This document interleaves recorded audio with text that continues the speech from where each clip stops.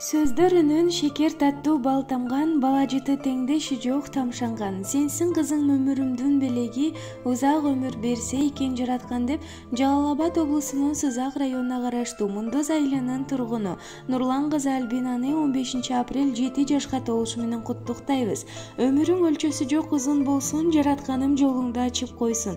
Эң биринчи ден соолук бакталай, бешиниңе жаратканым жазып койсун. Баскан жолуң кенен, өмүрүң узун, келечегиң кең, бак талайлуу кыздардан болуп, жүрөктө жүргөн үмүт тилектериң ишке ашып, жашоонун бар жакшылыктарын көрүп, ыймандуу, акылдуу, бактылуу болушуңду тилейбиз деп атасы Нурлан, апасы Жумагүл, агасы Мухаммед жана энеси Гүлзейин куттукташат.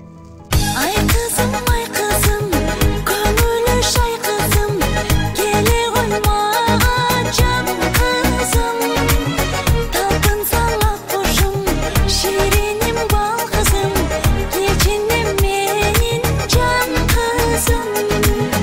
Ай кызым көрөгөм, алтыным берекен, ар дайым жүрүшү сен эмесен, жаралдым канымдан.